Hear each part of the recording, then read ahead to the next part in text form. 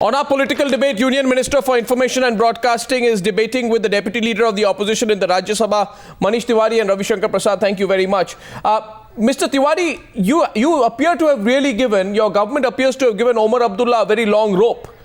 He can say anything about the Afzal Guru hanging, and you say that these are his views and he's free to express his views. He's not just any person. He's the Chief Minister of Jammu and Kashmir, and his party is in alliance with you at the center. By giving him such a long rope, are you allowing your own partner and the Chief Minister of Jammu and Kashmir to do things which can amount to stoking passions in the Jammu and Kashmir state at a very sensitive time? Well, I think, Mr. Goswami, you characterize the relationship, very succinctly. He is the Chief Minister of Jammu and Kashmir. And as the Chief Minister of Jammu and Kashmir, I think he has a right to articulate his views. So therefore, if you hear him in entirety, he said a series of things. And obviously, as somebody who's charged with the responsibility and the remit of ensuring that the ground situation remains under control, he is well within his rights to articulate a point of view. He is an ally of ours. We have taken his views on board. But ultimately, there is a certain decision which got taken, following the due process of law and the due process of constitution. And so, therefore, that is what it is. But there is a clear difference in line between what his father says in Delhi and what he says in Srinagar. The question is whether you are allowing him to do that. Ravi Shankar Prasad, do you find this this explanation of Manish Tiwari, acceptable, given the present context in Jammu and Kashmir? Well, I will see it a little differently, or no. We understand the consequences of the decision, though taken lately, will have some impact in Jammu and Kashmir for a variety of reasons to which we need not go now. Except to say that the Jammu Kashmir of 2013 is vastly different from the Jammu and Kashmir of 84 or 89. Thousands of innocent Kashmiris have been killed by terrorists from across the border. Many religious leaders have also been killed by terrorists from across the border. In such scenario, it was very important and prudent for the Chief Minister to ensure, while doing something legitimately for his political needs, to also calm the situation and not to give a fillip to it. I would leave it to the judgment of Mr. Omar Abdullah, the Chief Minister, to take a call on the concerns which I have flagged. Kashmir is an important part of India, an integral part of India, and we have to ensure that elements from across the border do not get any space in the present scenario. Why aren't you being tough enough, Manish Tiwari? It is completely understandable that, by saying that and look at what he says, Manish. He says that the hanging of Afzal Guru can increase the sense of alienation. He says it may have worrying implications on the psyche of a new generation of Kashmiris. In other words, he's feeding on the insecurities. He is providing himself room to insulate himself politically in case the situation in the valley corners him. But he has the responsibility to the state. And I'm afraid, Mr. Tiwari, just because you are in an alliance with him both in Srinagar and Delhi, you cannot give him this kind of leg room. Well, on the contrary, Mr. Goswami, if you were to read the statement of the Chief Minister of Jammu and Kashmir in entirety, and I don't think I need to hold a defense for him, he is more than capable of articulating and defending his own views.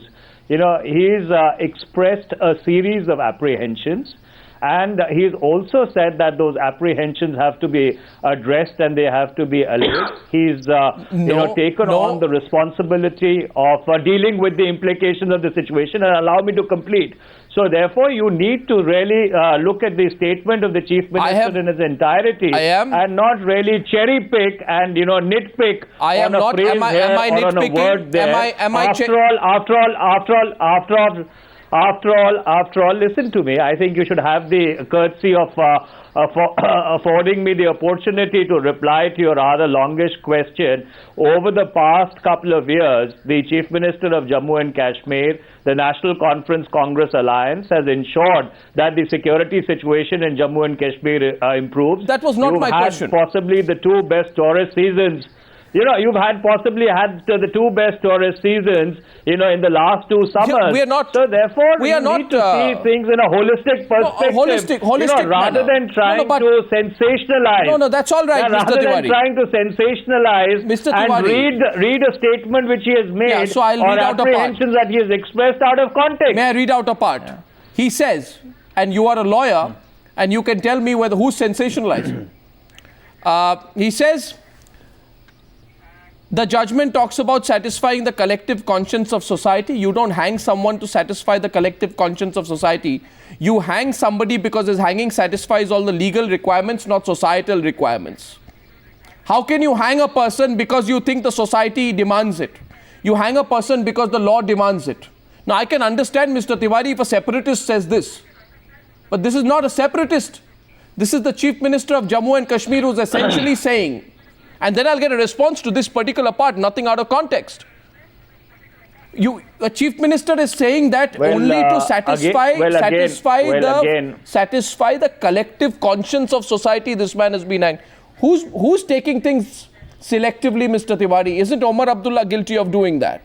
Well, again, I think you need to also understand as to what he said before that and what he said after this vermin that you have read out. No, it's not. He's reacting. Insofar as the judgment is concerned, now, Mr. Goswami, if you want to make it a monologue, you are welcome to do that. I can give but you the every time I try and reply, if you're going to interrupt, then if we are going to interrupt each other, then neither your viewers and nor Mr. Ravi Shankar Prasad would be able to understand the lay of the argument. So therefore, you need to really understand what he said in a holistic context. Insofar as the judgment of the Supreme Court is concerned, insofar as the constitutional process is concerned, I don't think anybody has really questioned it. Yes, he has raised certain apprehensions about what could be the implications since he is handling the ground situation, and so therefore, to really grudge him even the right to articulate certain apprehensions which he thinks that we as a country,